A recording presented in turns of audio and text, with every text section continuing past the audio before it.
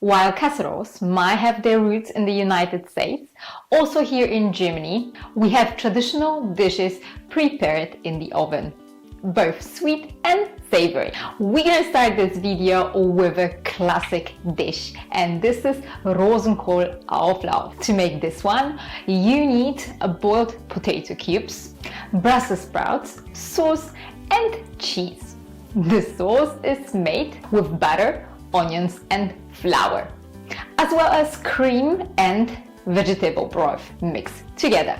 The casserole is easy to assemble. We just need the vegetables and then we pour the sauce all over them. The last step is to add a bit of cheese on the top, and the casserole dish goes into the oven for at least 20 minutes. The dish is actually pretty time consuming but extremely delicious.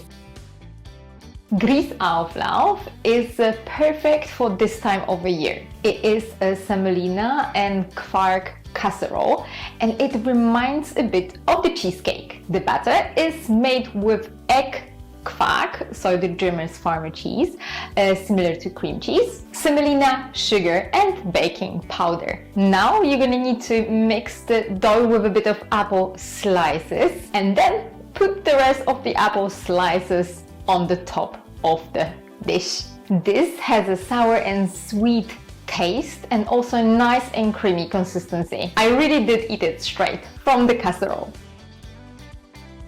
Nudelauflauf is the next one that I'm gonna mention, and this is a one-pot dish, so it's also the quickest to make. Here we will be mixing everything in one casserole dish. So first we are adding crushed garlic, Parmesan cheese, tomato puree, and mustard, as well as salt and mirin.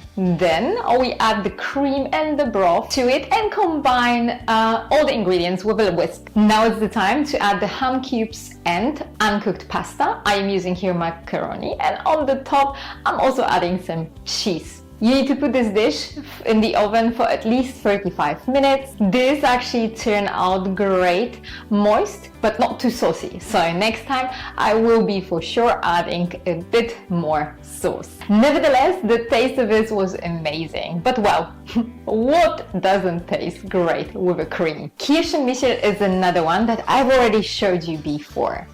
If you have a stale bread, you really need to make this one. It's a type of the German bread and butter pudding, but a bit better, in my opinion. Here, the baguette is sliced and soaked with a warm liquid that is made of milk, sugar, and vanilla. Then the whole thing is covered with a mixed butter, sugar, cinnamon, and egg. So first we need to put the bread slices and then the sour cherries from the glass, and on the top a bit of almonds. I also covered the dish after baking with a powdered sugar that I caramelized. The casserole tastes really well with a vanilla sauce. This time I left the best till the end. This is the Quarkauflauf, and it's for sure my favorite. To make the pancake casserole, I am obviously making the German pancake. Those will be filled with a minced meat sauce made of onions, peppers, carrot, minced meat, and tomatoes from the can. The sauce is seasoned with mirin and salt, and I also added some tomato puree to improve the consistency. On the side, I have also prepared bechamel sauce that ensures that there is actually enough liquid in the casserole, and I think that it balances very nicely the strong minced meat sauce. So I fill the pancake with a minced meat sauce, and I put the pancakes over the bechamel next to each other in the casserole. The rest of the space I also fill with remaining sauce. And now it's the time to cover the dish with a cheese. The thing that I love the most about this is that the pancakes stay very soft, which makes the consistency of the whole dish exceptional. And now it's time for you to inspire me.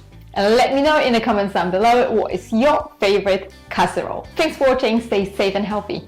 Bye!